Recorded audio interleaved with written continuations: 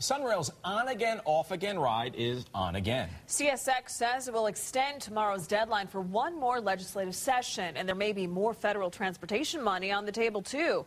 Mike Holfeld has been following the SunRail saga from the very beginning and joins us now with this new hope for SunRail. Mike. Yeah, could be good news. Hi, everyone. SunRail's new hope comes in the form of millions in additional federal money. But the biggest concessions of all come from CSX. Extend the deadline and rethink the liability insurance issues. SunRail's Tallahassee rejection has just been given a new set of lifelines to reverse the no votes. The biggest breakthrough today, a new attitude by CSX regarding insurance liability. The long and the short of it is CSX has agreed to look at new terms of liability. Although they didn't have the specific concessions on insurance today, Congressman Mica and Orlando Mayor Buddy Dyer made it clear they're closer to getting SunRail rolling again. One of the key factors, the Federal Transportation Administration is committed to the final design for the 61-mile, 17-station layout. And there's something else, more federal money. We're going to bring more money to the deal. That was one of the issues before the legislature, so we knock another gopher back into the hole. That was a wild card SunRail opponents didn't expect. I caught up with Congressman Mica after the briefing to talk about the potential cash infusion. Well, this could be as much as $250 million, which would be a significant federal commitment, take some of the burden off of the state and allow them to have more transportation money. Mica also told me a loan at 4% interest will make the state investment easier to handle.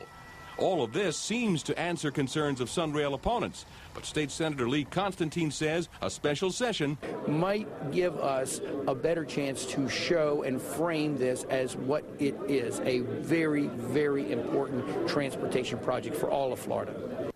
But State Senator Paula Dockery tells Local 6 we need more specifics first. She told me the bill she rejected transferred liability to the state. Quoting now, if CSX is willing to accept responsibility for the damage it causes on the tracks, we wouldn't need a special session. We could do the deal right now. I spoke to her on the phone just a few hours ago. She wants to look at the details. We'll see what happens. It seems to be a viable argument. So is CSX actually willing to accept liability here, or could taxpayers be the one who would have to pay for those damage and any injuries at all? That's a great question. Everyone's been buzzing about that. Let me say nothing's been signed yet. But Congressman Mica told me there will be shared liability, something that was obviously missing in that first agreement. If that's true, state lawmakers may like what they see and give SunRail the go-ahead. So we'll continue to follow it for you. A lot of people were thinking this issue would not be back on the table. You and I talked about it. We thought it was dead, but here we go again. There's another chance. Interesting, and a lot more money. Absolutely. Mike, thank you. My So pleasure. here's where we stand right now. SunRail has already been defeated twice. Mayor Dyer hopes to meet with Paula Dockery to get her input on the new CSX plan. Unless the governor calls a special session, the earliest it would come to a formal vote would be this